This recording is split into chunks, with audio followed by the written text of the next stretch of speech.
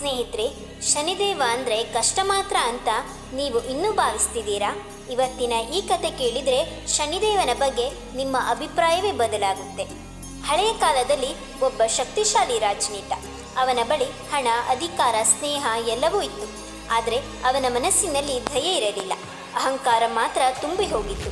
ಒಂದು ದಿನ ಅವನು ಗರ್ವದಿಂದ ಹೇಳ್ತಾನೆ, ನಾನು ರಾಜ, ನನಗೆ ಯಾವ ದೇವರ ಭಯವೂ ಇಲ್ಲ. ಶನಿದೇವ ಅಂದರೆ ಏನು ಮಾಡ್ತಾನೆ ಅಂತ. ಅದೇ ರಾತ್ರಿ ಶನಿದೇವನು ಸಾಮಾನ್ಯ ಬಡವನ ರೂಪದಲ್ಲಿ ರಾಜನ ಅರಮನೆಯ ಬಾಗಿಲಿಗೆ ಬರ್ತಾನೆ. ಸ್ವಲ್ಪ ಆಹಾರ ಕೇಳಿದ. ಒಂದು ರಾತ್ರಿ ತಂಗಲು ಜಾಗ ಕೇಳ್ತಾನೆ. ಆದರೆ ರಾಜನು ಅವನನ್ನು ಅವಮಾನಿಸಿ ಹೊರಹಾಕ್ತಾನೆ. ನನ್ನ ಅರಮನೆಯಲ್ಲಿ ಬಡವರಿಗೆ ಜಾಗ ಇಲ್ಲ ಅಂತ ಹೇಳ್ತಾನೆ.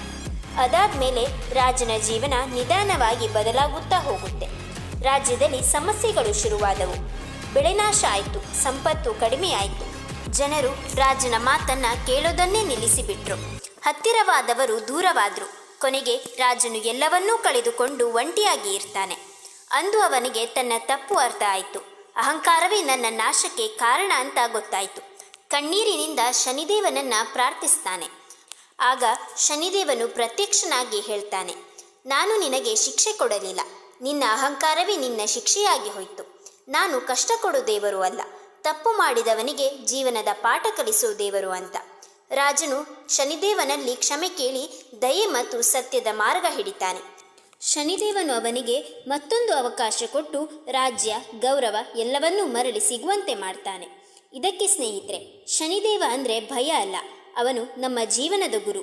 ಶನಿದೇವನ ಪರೀಕ್ಷೆ ನಮ್ಮನ್ನು ಮುರಿಯಲು ಅಲ್ಲ, ನಮ್ಮನ್ನು ಸರಿಪಡಿಸಲು. ನ್ಯಾಯ ತಡವಾಗಬಹುದು, ಆದರೆ ಅದು ಯಾವತ್ತೂ ತಪ್ಪುವುದಿಲ್ಲ.